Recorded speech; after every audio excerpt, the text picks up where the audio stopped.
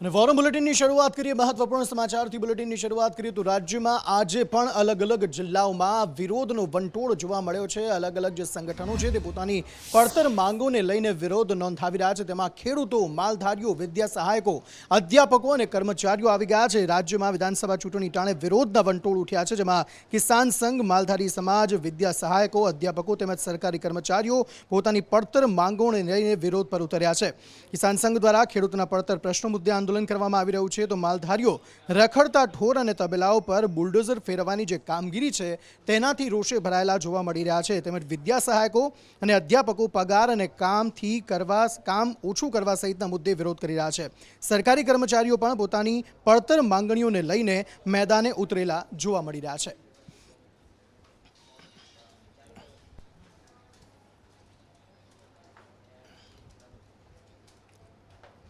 તો આ તરફ ગાંધીનગરની વાત કરીએ તો ગાંધીનગરમાં વિદ્યા સહાયકોના જે ઉમેદવાર છે તેમના દ્વારા વિરોધ નોંધાવવામાં આવ્યો। આ ઉપરાંત મહેસાણા ખાતે પણ વિરોધનો જે વંટોળ છે તે જોવા મળ્યો છે। આખરે કોના દ્વારા વિરોધ મહેસાણા ખાતે કરવામાં આવ્યો, સાથે જ ગાંધીનગરમાં જે પરિસ્થિતિ ઉદ્ભવી તેના વિશે વધુ માહિતી મેળવીએ હિરેન રાવલ પાસેથી। હિરેન, जो 5 सप्टेम्बर आज शिक्षक दिन है, परंतु शिक्षक दिन दिवसे ज भावी शिक्षकों है तेमणे सरकार सामे धरना करवाना दिवसों है। विद्या सहायकों की जग्याओं खाली है गुजरात में, खास प्राथमिक शालाओं 1 થી 8 एवं 19,000 जेटली जग्याओं खाली होवानो दावो उम्मीदवारों है टेट 2 पास उम्मीदवारों एमना द्वारा करवामां आव्यो हतो। गांधीनगरनी सत्याग्रह छावणी खाते आ उम्मीदवारों एकठा थया हता ने त्या सरकारने रजूआत करवा माटे तेओ पहोंच्या हता के जे खाली जग्याओं छे ते तात्कालिक भरवामां आवे।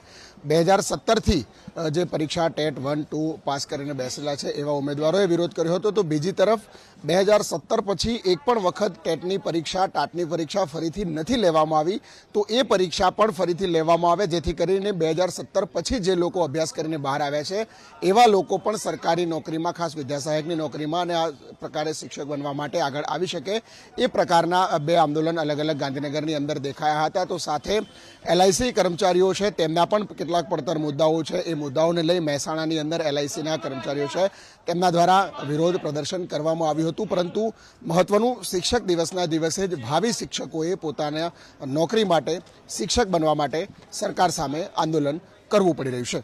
જી હિરેન, આભાર સમગ્ર માહિતી આપવા માટે। અને આ તરફ જે કિસાન સંઘની જો વાત કરીએ તો કિસાન સંઘ દ્વારા પણ રાજ્યના અલગ અલગ જિલ્લાઓમાં પોતાની પડતર માંગોને લઈને વિરોધ નોંધાવાયો છે, કારણ કે પડતર માંગોની રજૂઆત માટે છેલ્લા કેટલાય સમયથી તેઓ રજૂઆત કરી રહ્યા છે, પરંતુ તેમની માંગો સ્વીકારવામાં નથી આવતી, તેમને પૂરતી વીજળી નથી આપવામાં આવતી તેવી પણ માંગ, તેવા પણ આક્ષેપ તેમના દ્વારા કરવામાં આવ્યા છે। આ ઉપરાંત જમીનનો જે રીસર્વે કરવાની માંગ છે તે પણ કિસાન સંઘ દ્વારા કરવામાં આવી રહી છે। ત્યારે અલગ અલગ જિલ્લાઓમાં આજે રાજ્યના વિરોધ પ્રદર્શન જોવા મળ્યું કિસાન સંઘનું। કયા જિલ્લામાંથી વિરોધ પ્રદર્શન જોવા મળ્યું, શું પડતર માંગો છે કિસાન સંઘની જે કહી રહ્યા છે જે પૂરી થવી જોઈએ, આ સમગ્ર બાબતે વધુ માહિતી મેળવીએ જિગ્નેશ પટેલ પાસેથી। જિગ્નેશ, અંકિત, કિસાનો પોતાની પડતર માંગો સાથે અગાઉ પણ ગાંધીનગર સુધી પહોંચી ગયા હતા, સચિવાલય સુધી પહોંચ્યા હતા, પરંતુ હજી તેમની જે માંગો છે તે હજી પણ વણ ઉકેલાયેલી છે અને આજે ફરી એક વખત કિસાનો મેદાને આવ્યા છે। ન માત્ર ગાંધીનગર પરંતુ તેની સાથે સુરેન્દ્રનગર અને હળવદમાં પણ આજે ખેડૂતો દ્વારા આંદોલન કરવામાં આવ્યા। ખાસ કરીને ખેડૂતોનો જે પડતર પ્રશ્ન છે કે જેમાં તેઓ વીજળીની માંગ કરી રહ્યા છે, વીજ મીટર જે અલગ અલગ 2 રીતે આપવામાં આવે છે તેમાંથી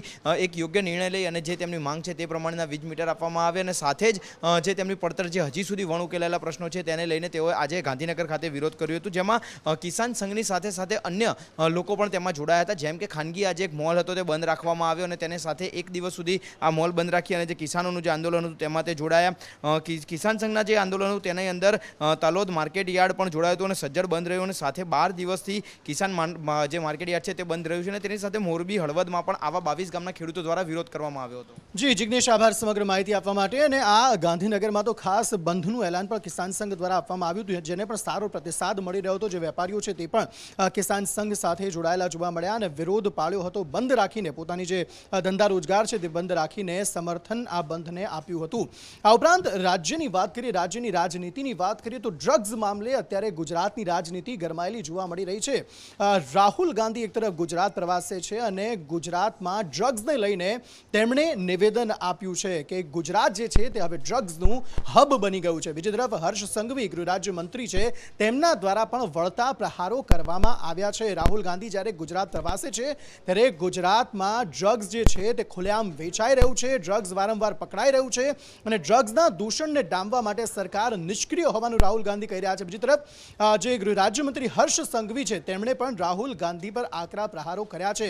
રાહુલ ગાંધીને કહ્યું છે કે ડ્રગ્સ મામલે જે પણ કોઈ વ્યક્તિ બોલે છે તેને સારા શિક્ષણની જરૂર છે। भाई और बहनों, गुजरात ड्रग्स का सेंटर बन गया है,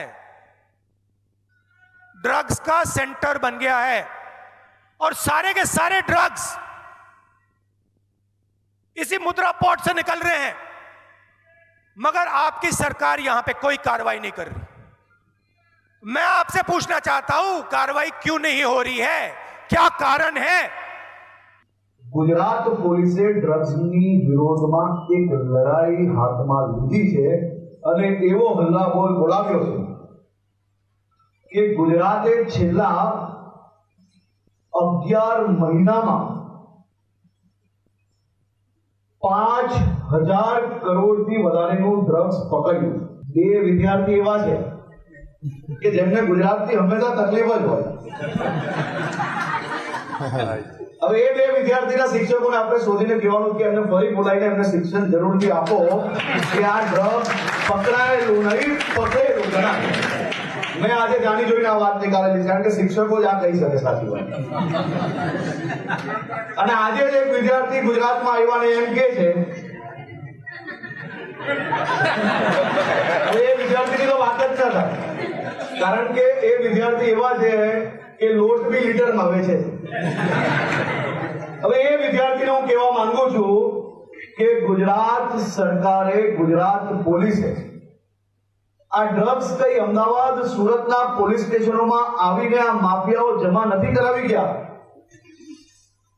આ ડ્રગ્સ પકડવા માટે ગુજરાત પોલીસના જવાનો ભારત પાકિસ્તાનની બોર્ડર પર ગોળીઓનો સામનો કરીને એક ડ્રગ માફિયાને પકડીને જેલના હવાલે કર્યા છે। હું આપ સૌ શિક્ષકોને કહેવા માંગુ છું કે 650 જેટલા ગુનેગારો પકડાયા।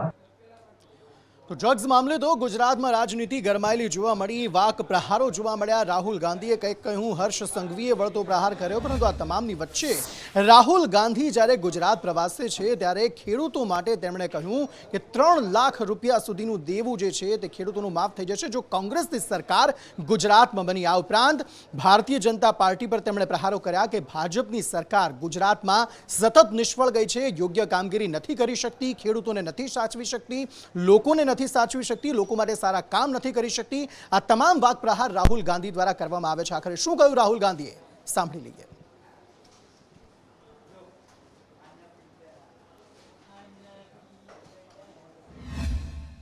कहा भी हम सरकार में आए, हमने कहा पहला काम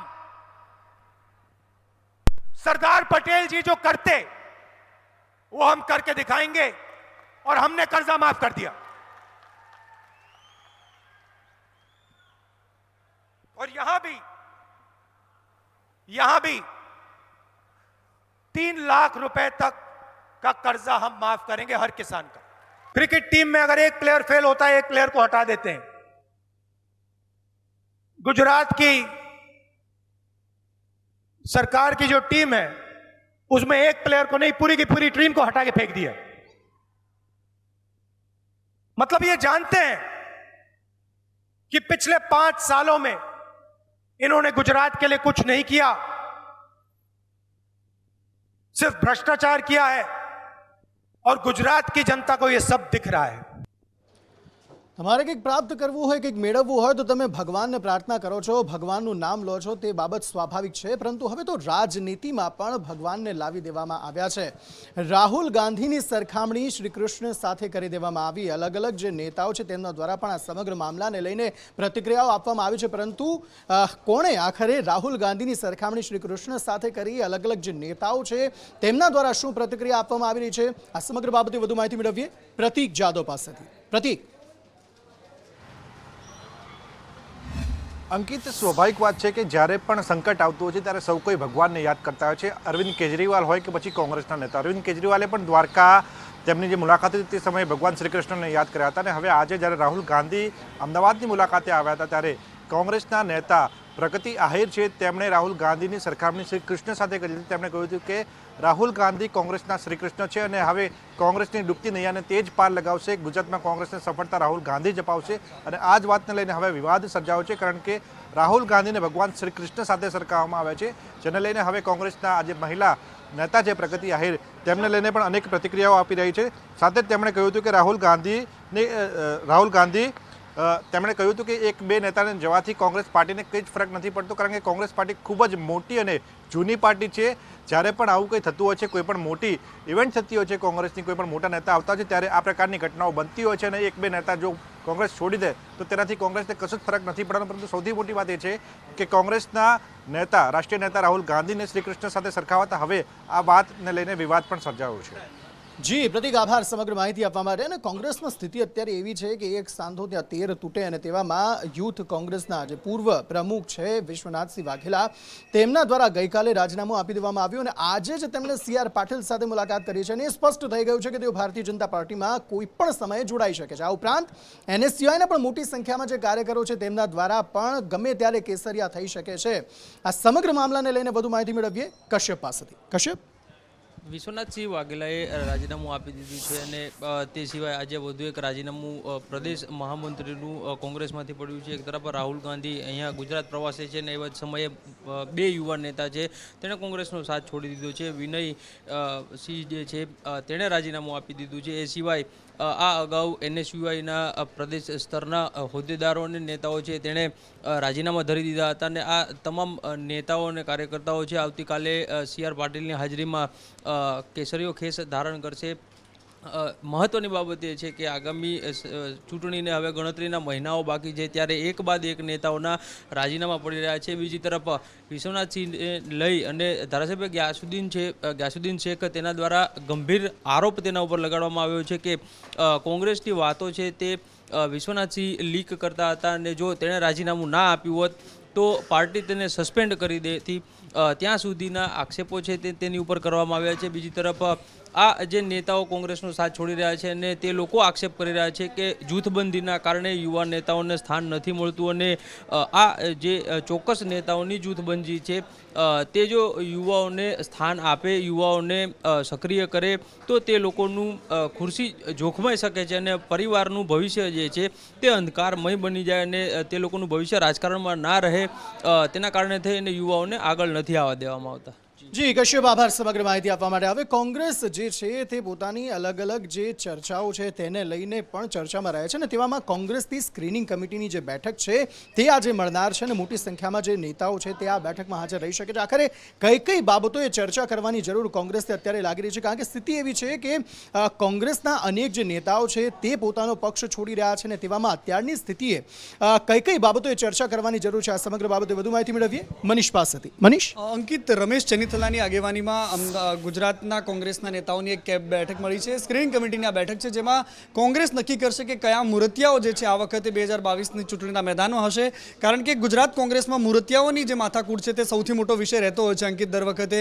અને આ વખતે પણ જ્યારે સિનિયર નેતાઓ લોબિંગ કરી રહ્યા છે, 2 દિવસ પહેલાના જ એક સમાચાર છે કે રાઠવા પરિવાર જે કોંગ્રેસમાં ઘણા સમયથી દબદબો રાખતો પરિવાર છે એ લોબિંગ કરવાનું ચાલુ કરી દીધું છે. અંદર વિખવાદ શરૂ થઈ ગયો છે, પોતાના પુત્રો માટે ટિકિટ માંગી રહ્યા છે. તો બીજી બાજુ યુવા નેતાઓ છે તે પણ કહી રહ્યા છે કે હવે રાહુલ ગાંધી યુવાનોના અવાજની વાત કરે છે તો યુવાનોને ટિકિટ આપવામાં આવે. આ ઉપરાંત જે કોંગ્રેસનું એક કલ્ચર રહ્યું છે અત્યાર સુધીનું અને એ હોય છે કે હંમેશા પોતાના પરિવારજનોને ટિકિટ મળે, મને નહીં તો મારા પોતાના ટિકિટ મળે, એટલે મામકાઓને ટિકિટ આપવા માટે, મામા માસી ભાણેજના લોકોને ટિકિટ આપવા માટેની લોબિંગ ચાલુ થઈ ગઈ છે. જે ધારાસભ્યો છે એમની ટિકિટ ન કપાવવા માટે ખુદ ગુજરાત વિપક્ષના નેતા છે વિધાનસભાના, એમણે પણ એ વાત કરી હતી સુખરામ રાઠવાએ કે ભાઈ અત્યારે સૌથી પહેલો ભરોસો તો એ આપવો પડશે કે કોંગ્રેસ નો રિપીટની થિયરીની વાત નહીં કરે. જે ધારાસભ્યો વાતચીતનો સામા પ્રવાહે જ્યારે પ્રધાનમંત્રી મોદીનો જાદુ આખા દેશમાં ચાલતો હોય 2017માં વિધાનસભાની ચૂંટણીમાં જે જબરદસ્ત પરફોર્મન્સ કર્યું હતું અત્યાર સુધીના 27 વર્ષના ગુજરાતના ઇતિહાસનું, એ ઇતિહાસના પરફોર્મન્સને ધ્યાનમાં લેવામાં આવે, એ ધારાસભ્યોના પરફોર્મન્સને ધ્યાનમાં લેવા આવે અને એમના રેન્કિંગના આધારે એમને ફરી એકવાર ટિકિટ આપવામાં આવે એવી પણ વાતો થઈ રહી છે.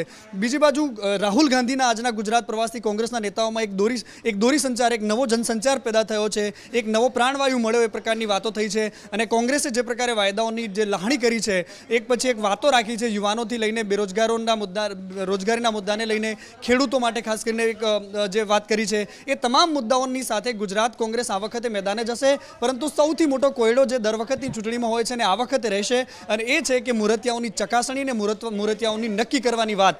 આ વખતે કોંગ્રેસ કોના પર મદાર રાખે છે, કયા મુરતિયાઓને ટિકિટ આપે છે, એના માટે 15 તારીખ નક્કી કરવામાં આવી છે. અંકિત, સૌથી મોટી વાત એ છે કે 15 તારીખે પહેલી યાદી બહાર કોંગ્રેસ પાડે છે કે કેમ?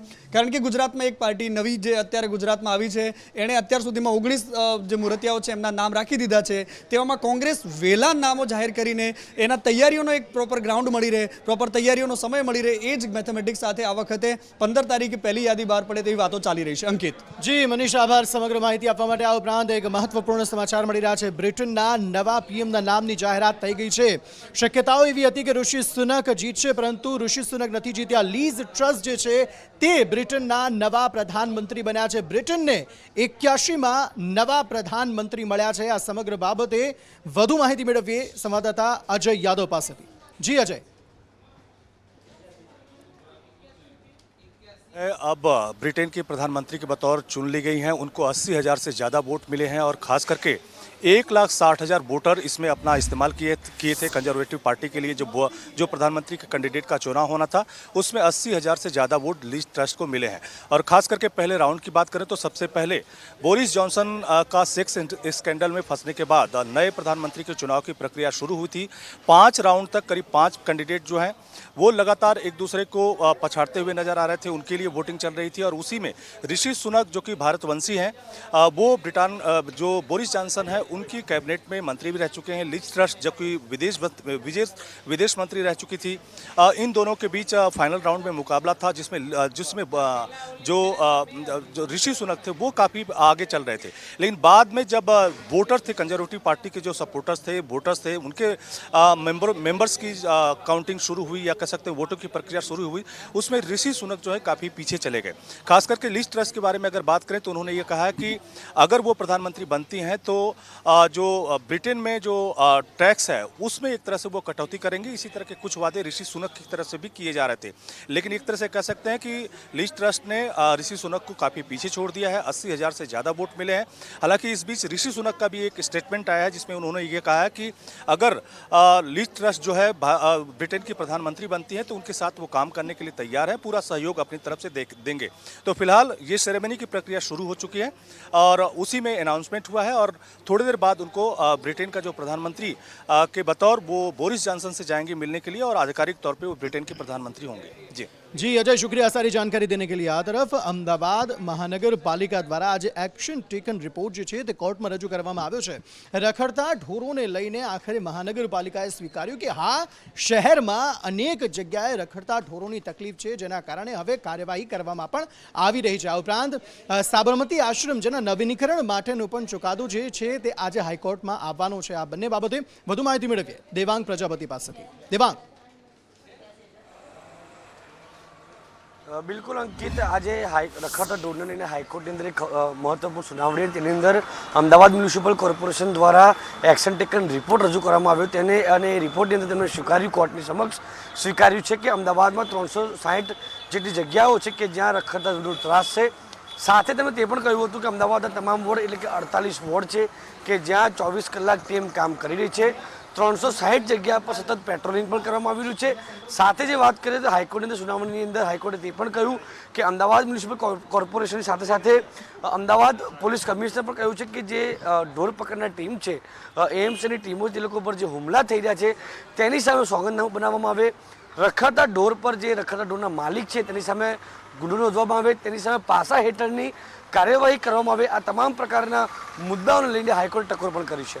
જી જી દેવાંગ, આભાર સમગ્ર માહિતી આપવા માટે. આ ઉપરાંત ટેરર ફંડિંગના મામલામાં એનઆઈએ દ્વારા ફરી એકવાર ગુજરાતમાં ધામા નાખ્યા છે અને નડિયાદ ખાતે સર્ચ ઓપરેશન જે છે તે હાથ ધર્યું છે. આખરે નડિયાદનું આ કોના પર એનઆઈએ દ્વારા સકંજો કસવામાં આવ્યો છે, ક્યાં સર્ચ ઓપરેશન કરવામાં આવી રહ્યું છે, આ અંગે વધુ માહિતી મેળવી લઈએ અમારા સહયોગી આશુતોષ ઉપાધ્યાય પાસેથી. આશુતોષ.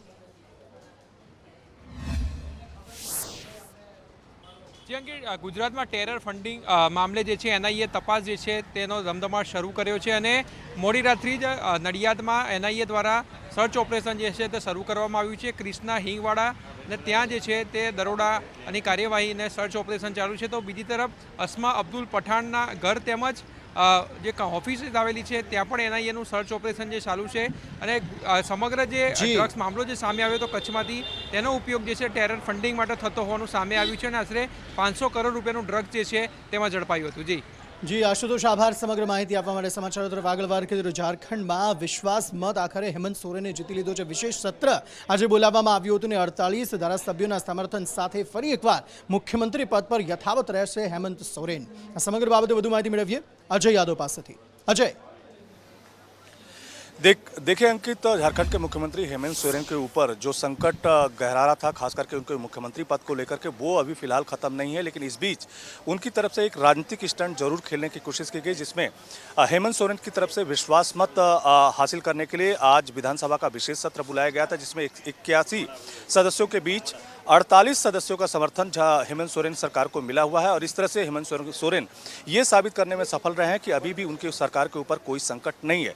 लेकिन ये संकट शुरू कैसे हुआ? क्योंकि खनन घोटाले में उनका नाम आया था, जिसके बाद इलेक्शन कमीशन की तरफ से एक रिपोर्ट राज्यपाल को सौंपी गई है और उनकी सदस्यता रद्द करने की सिफारिश की गई है. तब से हेमंत सोरेन को डर लगता है कि कहीं न कहीं उनकी सरकार तोड़फोड़ के आधार पर गिराई जा सकती है.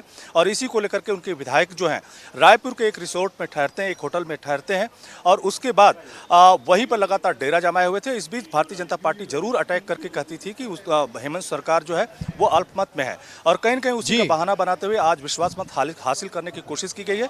लेकिन अभी भी कह सकते हैं कि जो इलेक्शन कमीशन की तरफ से जो रिपोर्ट भेजी गई है राज्यपाल को, उसका फाइनल जो ड्राफ्ट है या कह सकते हैं कि नोटिफिकेशन आना राज्यपाल की तरफ से बाकी है. जी अजय, शुक्रिया सारी जानकारी देने के लिए. उत्तर प्रदेश की राजधानी लखनऊ में एक होटल में भीषण आग लागવાનો બનાવ બન્યો છે. આખરે આ ભીષણ આગ लाग्યા બાદ અત્યારે પરિસ્થિતિ શું છે, શું કોઈ જાનહાનિ આ ઘટનામાં થઈ છે કે કેમ, આ અંગે વધુ માહિતી મેળવીએ કશિશ પાસેથી. કશિશ. जी अंकित, जणावी दो कि उत्तर प्रदेश की राजधानी लखनऊ में हजरतगंज में होटेल लेवाना में भीषण आग लगवानी घटना सामे आवी छे. अनेक लोको ए होटेल में फसायेला छे अने आगना धुमाड़ाना गोटे गोटा बहार पण जोवा मळी रह्या छे. धुमाड़ा एटला वधी गया छे जेना कारणे लोकोना जीव पण जोखमे छे. त्यारे जे होटेल छे तेनी बारीना काच तोड़ीने लोकोने बहार काढवानी कामगीरी हाथ धरवामां आवी रही छे. हाल फायर ब्रिगेडनी टीम पण घटना स्थळे छे अने लोकोने रेस्क्यू करवानी कामगीरी यथावत छे. जी अंकित. જી આભાર સમગ્ર માહિતી આપવા માટે. આ તરફ રાજ્યમાં આગામી સમયમાં છૂટાછવાયા વરસાદની હવામાન વિભાગ દ્વારા આગાહી કરવામાં આવી છે. આખરે રાજ્યના કયા કયા જિલ્લાઓમાં છૂટોછવાયા વરસાદ વરસી શકે છે, હવામાન વિભાગ આગામી કેટલા દિવસો માટે આ સ્થિતિ જે છે તે યથાવત રહેશે તેવું કહ્યું છે. વધુ માહિતી મેળવીએ કિન્નરી પાસેથી. કિન્નરી. બિલકુલ અંકિત, જે પ્રમાણે ચોમાસાની સિઝન ચાલી રહી છે, આગામી 5 દિવસ માટે થઈને હવામાન વિભાગ દ્વારા આગાહી કરવામાં આવી છે કે વરસાદ સામાન્ય રહેશે. ઉપરાંત જો વાત કરવામાં આવે દક્ષિણ ગુજરાતમાં સામાન્ય વરસાદ રહેશે, જેમાં વલસાડ, નવસારી, ડાંગ અને તાપીમાં સામાન્ય વરસાદ જોવા મળશે. સાથે જ 8 અને 9 સપ્ટેમ્બરે વરસાદનું જોર વધી શકે તેવી પણ શક્યતા વ્યક્ત કરવામાં આવી છે. ત્યારે બંગાળની ખાડીમાં વરસાદી સિસ્ટમ સક્રિય થઈ છે, જેને કારણે વરસાદનું જોર વધી શકે તેવી શક્યતા જોવાઈ રહી છે. ઉપરાંત સૌરાષ્ટ્ર અને કચ્છમાં વરસાદની શક્યતા અત્યારે નહીવત લાગી રહી છે. ત્યારે હવામાન વિભાગ દ્વારા આગામી 5 દિવસ માટે વરસાદની આગાહી કરાઈ છે. જી આભાર સમગ્ર માહિતી આપવા માટે. આ તરફ અંબાજી ખાતે ભાદરવી પૂનમના મેળાનો આજથી પ્રારંભ થયો છે. 10 સપ્ટેમ્બર સુધી આ જે ભાદરવી પૂનમનો મેળો છે તે યથાવત રહેશે. ત્યારે જિલ્લા કલેક્ટર દ્વારા આ સમગ્ર મામલાને લઈને કેટલીક ગાઈડલાઈન જાહેર કરવામાં આવી છે. ઉપરાંત મોટી સંખ્યામાં જે શ્રદ્ધાળુઓ છે તે અહીં ભાદરવી પૂનમના મેળામાં સામેલ થવા માટે પહોંચી રહ્યા છે, મા અંબાના દર્શન કરવા માટે પહોંચી રહ્યા છે. વધુ માહિતી મેળવીએ ભાવિની પાસેથી. ભાવિની. અંકિત, વાત કરીએ તો કોરોના કાળના 2 વર્ષ બાદ આ વખતે ફરી એકવાર ધામધૂમથી જે 2 વર્ષ પહેલાં જે ભાદરવી પૂનમનો મેળો યોજાતો હતો એ જ રીતે આ વર્ષે મેળો યોજાવા જઈ રહ્યો છે. મેળાની શરૂઆત થઈ ગઈ છે. આજથી મેળાની શરૂઆત થઈ, જેને લઈને કલેક્ટર દ્વારા જાહેરનામું બહાર પાડવામાં આવ્યું છે. વિશેષ તૈયારીઓ કરવામાં આવી છે. પોલીસ કાફલો પણ તૈનાત કરી દેવામાં આવ્યો છે અને આજથી જે મેળાની શરૂઆત થઈ છે 10 સપ્ટેમ્બર સુધી ભાદરવી પૂનમનો મેળો ચાલવાનો છે, જેમાં બનાસકાંઠા પોલીસે 500થી વધુ પોઈન્ટ નક્કી કર્યા છે અને 5000 SRP જવાનો પણ તૈનાત કરી દેવામાં આવ્યો છે. પેટ્રોલિંગ વાન પણ ચલાવવામાં આવશે, જેથી કરીને જે ચોરીની ઘટનાઓ વારંવાર સામે આવતી હોય છે તેના ઉપર ખાસ ધ્યાન રાખવામાં આવશે. જે પગપાળા યાત્રાળુઓ જઈ રહ્યા છે તેમની સેફટીને લઈને પણ વિશેષ ધ્યાન રાખવામાં આવશે. તમામ પ્રકારની તૈયારીઓ જે કલેક્ટર દ્વારા કરવામાં આવી છે. જી આભાર સમગ્ર માહિતી આપવા માટે. આ ઉપરાંત આજે શિક્ષક દિન છે, ત્યારે દેશના જે અલગ અલગ શ્રેષ્ઠ શિક્ષકો છે તેમને રાષ્ટ્રપતિ દ્રૌપદી મુર્મુ દ્વારા સન્માનિત કરવામાં આવે છે. આ ઉપરાંત પ્રધાનમંત્રી નરેન્દ્ર મોદી પણ આ તમામ શ્રેષ્ઠ શિક્ષકો સાથે વાર્તાલાપ હાલ પણ કરી રહ્યા છે. આ અંગે વધુ માહિતી મેળવીએ મયુર સોની પાસેથી. મયુર. બિલકુલ, આજે ડૉક્ટર સર્વપલ્લી રાધાકૃષ્ણ ભારતના પૂર્વ રાષ્ટ્રપતિનો જન્મદિવસ છે અને આજના દિવસે દેશભરની અંદર શિક્ષક દિનની ઉજવણી કરવામાં આવી છે. વડાપ્રધાને ટ્વીટ કરીને તેમને યાદ પણ કર્યા હતા. સાથે સાથે આજે રાષ્ટ્રપતિ દ્રૌપદી મુર્મુજીએ છે તેમને પણ શિક્ષકોને સન્માનિત કર્યા હતા. શિક્ષકો માટેના આ પુરસ્કારની અંદર 46 શિક્ષકો છે તેમને રાષ્ટ્રીય પુરસ્કારથી નવાજવામાં આવ્યા હતા, જેની અંદર 118 જેટલી મહિલા શિક્ષકો છે અને એક વિકલાંગ શિક્ષકનો સમાવેશ થાય છે. તેમાં પણ ગુજરાતના ઉમેશભાઈ ભારાભાઈ વાળા છે, એમને ખાસ સન્માનિત કરવામાં આવ્યા છે, તેમને બિરદાવવામાં આવ્યા છે. એટલે ગુજરાત માટે પણ આજનો દિવસ ખૂબ સારો છે. શિક્ષકોને સન્માનિત કરીને સાથે સાથે રાષ્ટ્રપતિએ શિક્ષકનું શું મહત્વ છે જીવનની અંદર, સમાજની અંદર, એ પણ જણાવ્યું હતું. જી મયુર, આભાર સમગ્ર માહિતી આપવા માટે. આ સાથે વોરમ બુલેટિનમાં હાલ રોકાઈ એક બ્રેક માટે. ક્યાંય ન જતા, જલ્દી પરત ફરીએ છીએ.